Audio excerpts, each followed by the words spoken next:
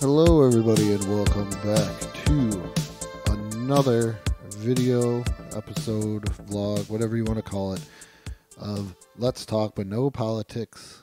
Okay, presents this week in Pop Culture History Review. This week we are going to be looking at all the happenings in pop culture for the week of April 5th to the 11th. So that's Monday through Sunday. Just going over what's happening in history of pop culture. If you've ever listened to this, you know what's up. If this is your first time listening to it, I'm trying to plug it back, get it to every week going as well. So, I am your host, Andrew Lenz. Sit back and enjoy as you listen to all the happenings in pop culture history. Well, not all of them, just one at a time, of pop culture history for April 5th through the 11th. So here we are, April 5th, and this is a fictional pop culture thing in history. I like to mix it up. If I see something cool that's fictional in pop culture, I put it in there, and that is today, April 5th, or on April 5th in 2063, Earth has first contact with the Vulcans. So it is first contact day for any of you Trekkies out there. It was on April 5th. And this is kind of a cool moment. I believe we learned more about it in Enterprise and the Star Trek The Next Generation movie. First contact, as the warp drive is created, the Vulcans see humans have created the warp drive, and are like, hey, okay, I think they're ready. Let's go check them out. And they do, and it starts the whole Federation, Starfleet, everything else, just off of this first contact as well. Like I said, this is more so Star Trek The Next Generation First Contact and Star Trek Enterprise. They get a lot more into it. And how warp drive evolves into the later episodes as well. So whenever somebody says something about aliens, though, I always bring up, I can't wait for the warp drive to come. We got to create the warp drive so the Vulcans can come and we can start this whole federation of planets, Starfleet, and get things going. So that is, I had to put it in. I'm pretty big. I wouldn't say I'm a big Trekkie, but I do enjoy Star Trek. I actually did a video on it. The original series versus the Next Generation, with Johnny Townsend from Retropop and Retro Bliss and History Creeps. So if you want to, go check out that episode. But April 5th, keep your fingers crossed. On April 5th, 2063, Earth has first contact with the Vulcans, and I hope they're as cool as they are in Star Trek. So here we go. April 6th, April 6th, 1990. Ernest Goes to Jail premieres in theaters. Ernest was pretty big there. Jim Varney, this almost escaped my mind. I remember seeing Jim Varney in the commercials. You know what I mean, Vern. You know what I mean. But Ernest Goes to Jail was pretty cool. I do think I went to the movies to go see this, so that's pretty interesting in itself. That it was like, you gotta go see an Ernest movie. It's probably the best Ernest movie, if not the best, then one of the best. So you cannot fault on that at all. A pretty good story, a little weird, a little switcheroo, typical stuff. When you want to make a movie, like, how can we do this? And we're like, oh, they're spoiled. Like, might spoil it, but a lot of switching of people, and is he who he says he is, and all that fun stuff. But definitely Ernest has a place in a lot of kids' from the 80s, early 90s Heart as well. Jim Varney played Slinky Dog in Toy Story, played Cled Jampet. I messed up his name. You can get me on that one. Uh, in the Beverly Hillbillies movie, but Ernest Goes to Jail, I think, was his first big one. I'm not 100%. I think it was his first movie, or at least his first big one that came out, and that came out April 6th, 1990. So here we are, April 7th, 1989. The Dream Team, starring Michael Keaton, Christopher Lloyd, Peter Boyle, and Stephen Fursuit, premieres in theaters. I have not seen this movie in a long time, but The Dream Team was a pretty cool movie, even though I didn't quite. I think I grasp it, but it's not. It wasn't like a huge grasp, but they were like in this mental institution, and each one had their own little different quirks. We'll go quirks, and it was always so interesting just to watch it. It was very cool. Well, Michael Keaton, right there, it's pretty awesome. '89 must have been a good year for him because the Dream Team and Batman. That's pretty good. That's a good year in my book. That's a good year.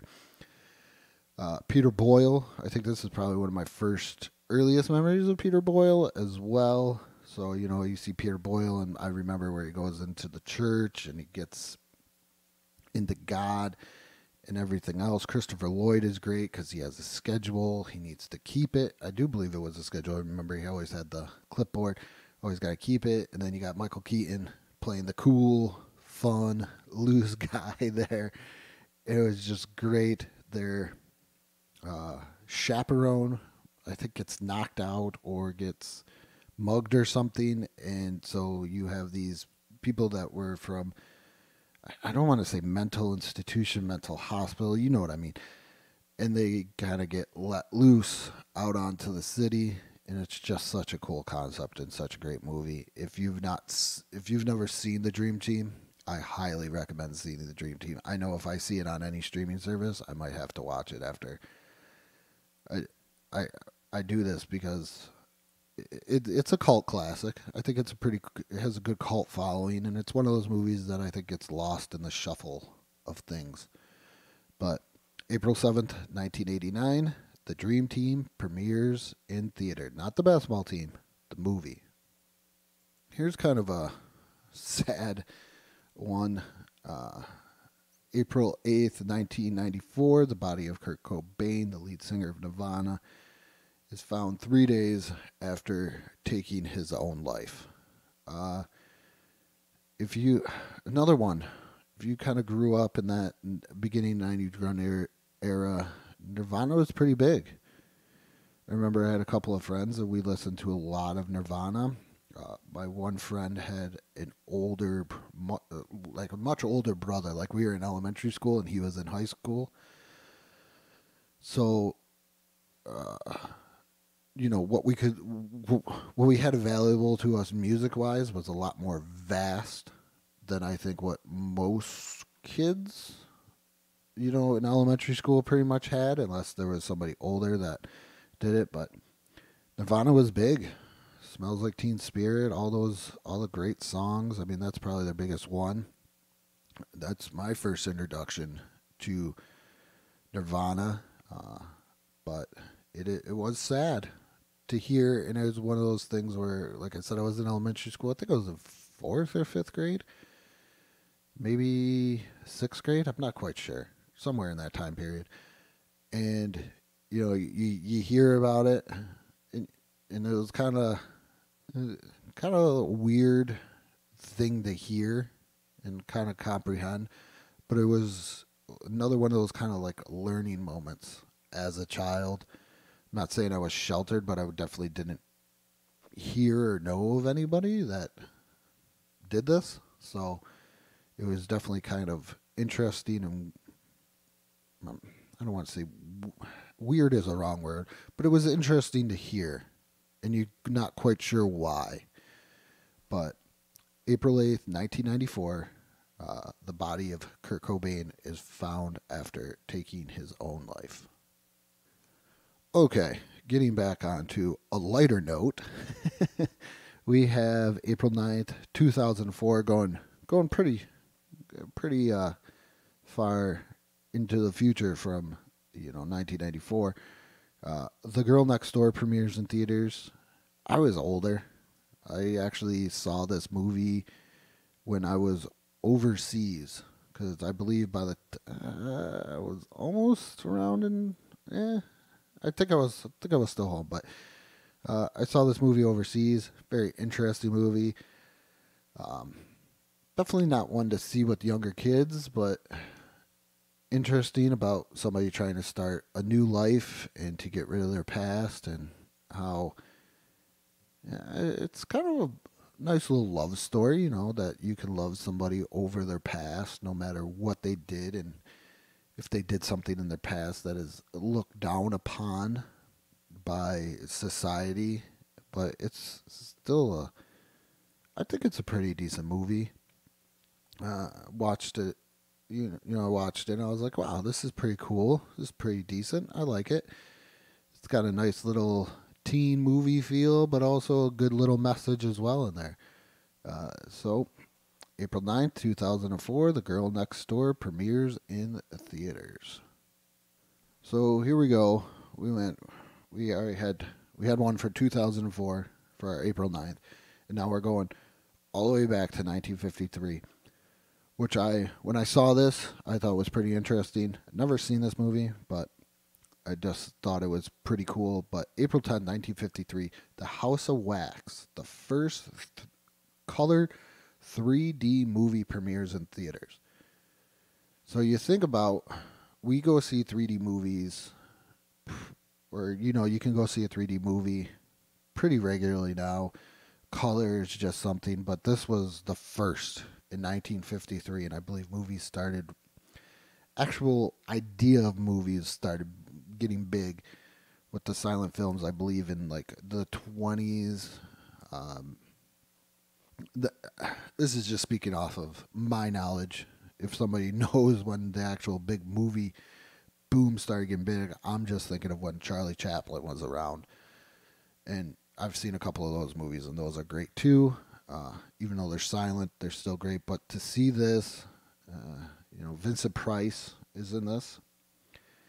And to see, I've never seen the movie, but to see the fact that it's the first color 3D movie is pretty amazing. And to see how far we've come in movie watching experiences. What else? Well, movie watching experiences and how movies are made, how we view movies. I mean, there's not many black and white movies coming out, if any come out, that are mainstream. We'll go that are mainstream. 3D is something now.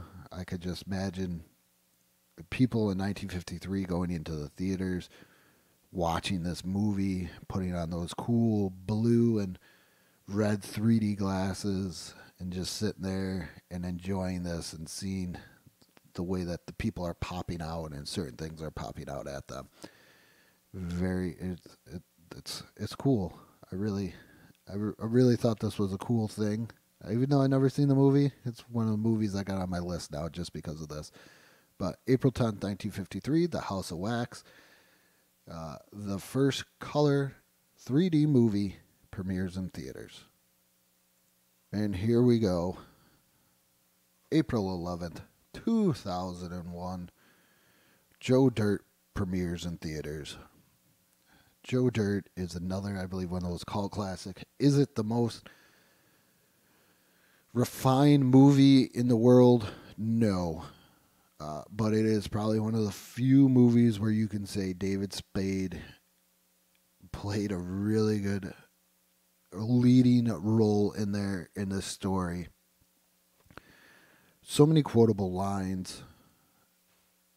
Just so many different characters he meets along the way. Spoiler, to try and find his parents. The story he sits there and tells with Dennis Miller And as they just go through everything, the different life events that he learns about is like one of the coolest movies I've ever seen. It's funny. It's very, very funny. I find it funny.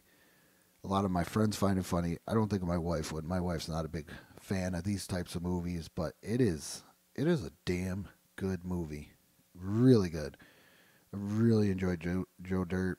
You know, so many. And I kind of look at a movie as how many quotable lines, especially a comedy. I don't know if anybody else does. How many quotable lines are in that movie? Joe Dirt has tons. From the Cajun guy and, you know, what do you think of the Cajun guy saying, the whole Buffalo Bob situation, Christopher Walken with that whole situation. It is a great movie. If you've never seen it, please go check it out. Absolutely amazing. But April 11th, 2001, Joe Dirt premieres in theaters. And that concludes this Let's Talk But No Politics Okay presents This Week in History, or This Week in Pop Culture History, for the week of April 5th through April 11th. I hope you enjoyed. Please check out the other videos on this channel as well, as I do some retro gameplay, opening up packs of Batman Return cards, and the pop culture. And I'm trying to put my podcast episodes on there as well, kind of more audio, a little bit of pictures as well, kind of the same style as this. But this video has, as you could probably tell, is more than just audio.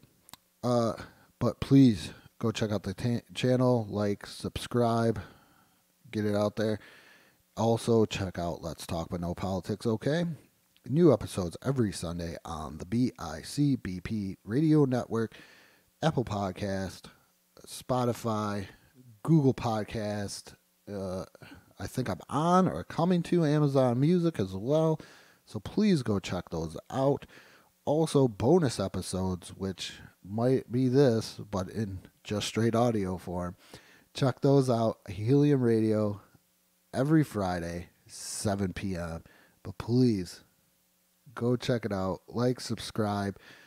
Let me know what you think. And if you ever want to come on the show, you know, my main podcast for bonus episodes, because I like to do What Is Your Pop Culture, where I talk to a guest and see what pop culture means to them. Please send me an email at letstalk716@gmail.com.